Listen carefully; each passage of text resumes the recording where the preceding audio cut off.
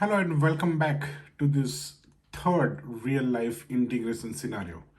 So, in the previous two scenarios, we have integrated the CRM system with the ERP system uh, along with the e commerce portal. So, we received orders and then we extracted the customer details and then we sent it to the CRM system. We retrieved the item details and then we sent it to the ERP.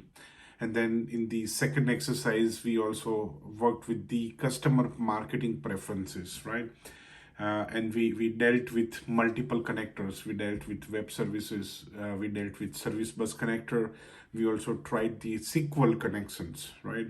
And I'm hoping that you are enjoying this so far. And if you're stuck to the course until now, we are very close to the end. And thank you very much for sticking around. In this section, we are going to work with another section of connectors, a little different scenario, right? But it's very much a real life scenario, right? This is going to happen if you work as an integration developer. You would end up creating similar integrations. So let's get started with the requirement understanding. So you're working for the client Atlas Retail, and Atlas Retail has now planned to build mobile applications for their users, right?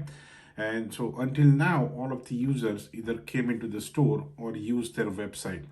But going forward, because of a lot of digitization in the market, your client is also working on building their own mobile application where your customers can download the app, can use the app to browse through all the items, view them, check on the inventory, check the prices, order it, right? So a fully functional e-commerce application is on the way. And being an integration team member, obviously you are very crucial because there would be a lot more of integration work coming in on your way.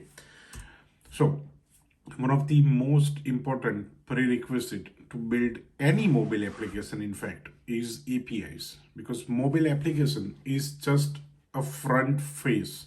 Okay, it's your front store. uh, it doesn't hold any of the data. It's a skeleton to show the data, right? So all of the data comes from either of your backend systems. So because your customer wants to build the mobile app, obviously they first have to start with building the APIs. And being the integration developer, you're given the first API to be built. And that first API is get item API, right? So in the e-commerce mobile app, they want to display the items, but the items are stored in some database, right? And you have to build the API that would retrieve the items and return back to the app. And as part of this API, you're requested to build below operations.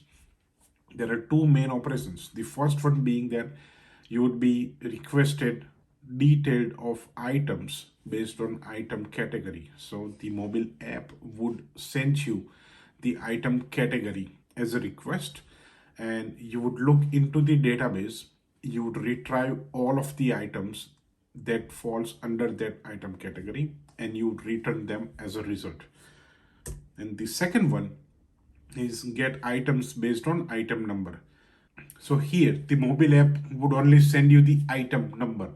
So assume that in your first API, basically as a user, you are on your mobile app and you click on the category of items, right? For example, kitchen and appliances. So it would show you the list of all the items in that category. That's your first API. And when you click on any particular item, for example, washing machine, right? And then it would show you the details of that one particular item, right? That's your second API. So for the second time, the app would send you the item ID and your API would return the details of that item, right? So these are the two requirements for you to get started, right? And there are going to be plenty of more APIs on the way, but these are the first two APIs you've been assigned to complete on a priority so that your other team members in the mobile team can get started with their work.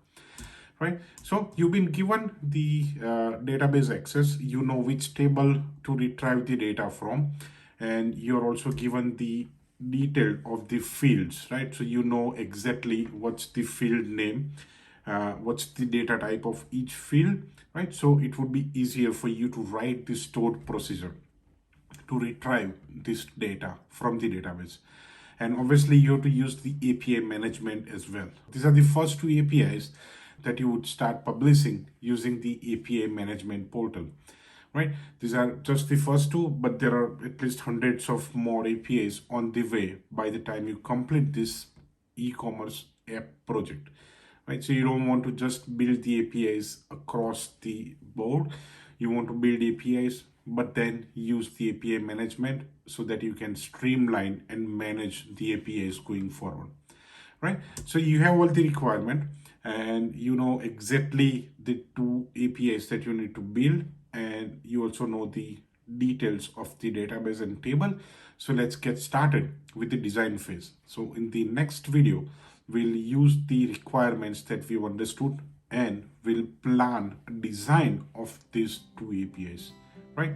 I'll see you in the next video. Thanks.